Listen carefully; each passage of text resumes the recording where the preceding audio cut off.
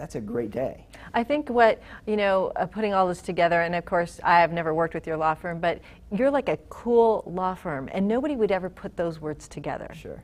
Cool law firm? One of our marketing messages is that, and we've done this just for fun, but we'll send out little placards to the other, we don't do a lot of business in Traverse City, we don't try, but we'll send out placards that say Traverse City's coolest lawyers. And so when we do a big party or what have you, that'll be we'll put up a banner, Traverse City's coolest lawyers, because we think of ourselves as unique and see, out of the box. I came up with that on my own. I didn't know that. It is. But see, just from understanding your firm and how you do things, Yeah.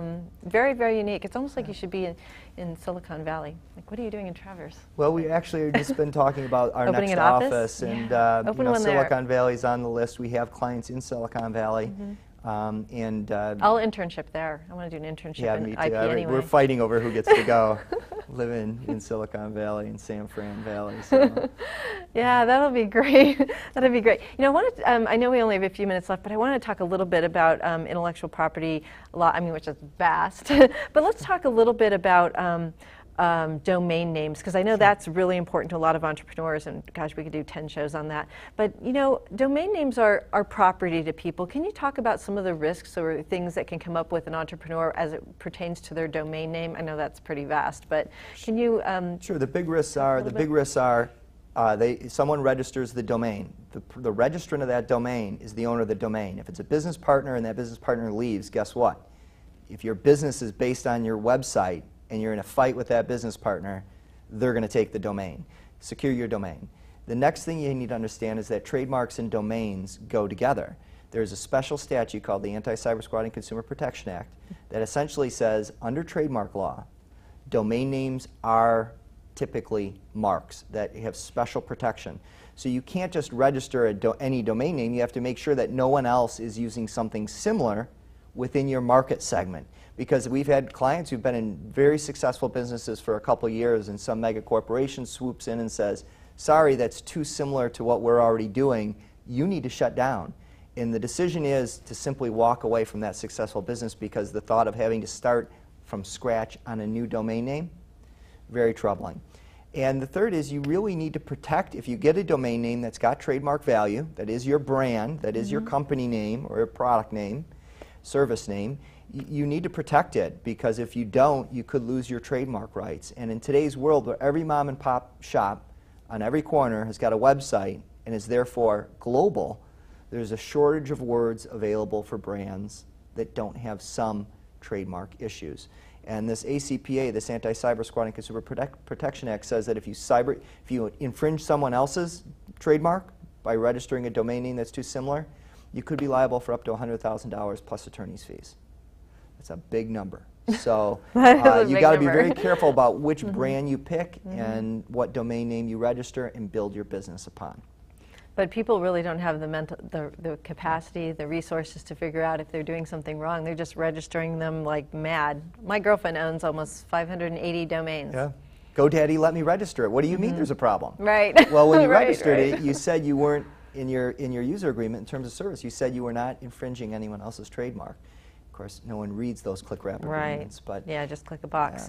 Well, if somebody has a domain name that's similar to yours and you've been using yours for a while in commerce, what rights do you have? So first, the trademark law is first to use in commerce. So the moment you begin using your mark, which may be reflected in your domain name, in commerce, visible to consumers, you have common law trademark rights.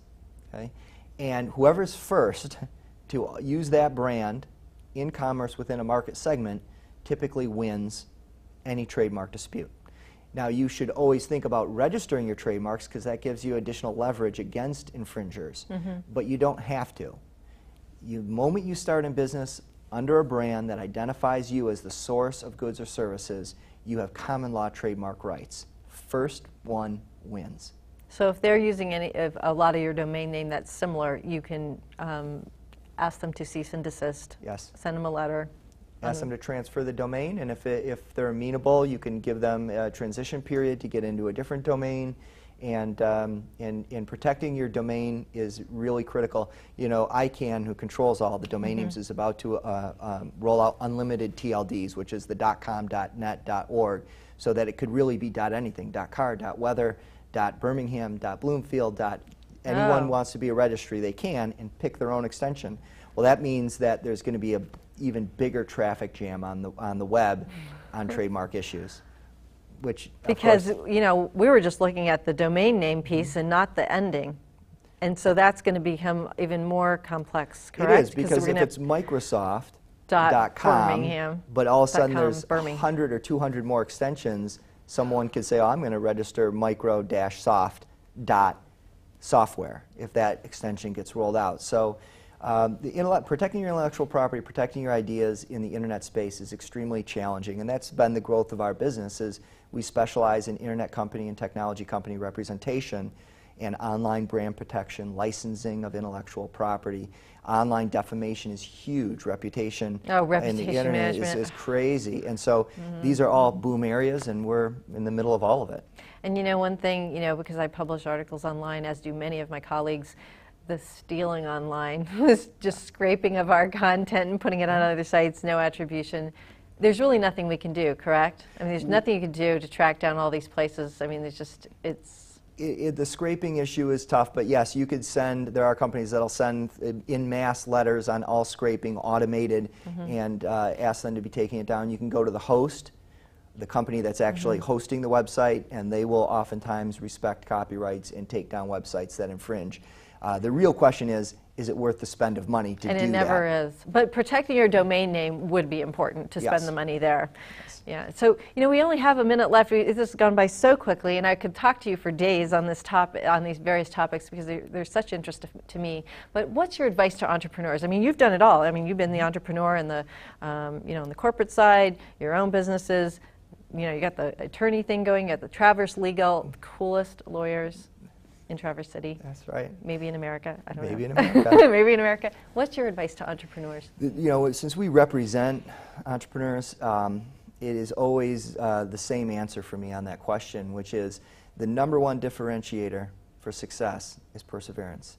The ideas that come into my office are very difficult to sort out by, oh yeah, that one's going to hit and that one's not, because the real factor is who's bringing that idea into my office and how hard are they going to work at it, and when those first 10 hurdles hit them, are they going to have the perseverance to get over those hurdles? Well, that's great advice, perseverance. Thank you so much, Enrico Schaefer, You're Managing welcome. Partner, Traverse Legal. I hope we can talk to you again in the future. I hope so too. Thank you. If you'd like more information about our program, please visit us at www.michiganentrepreneurtv.com. Please join me again in the future when I interview another enterprising entrepreneur. Until then, wishing you the best of business.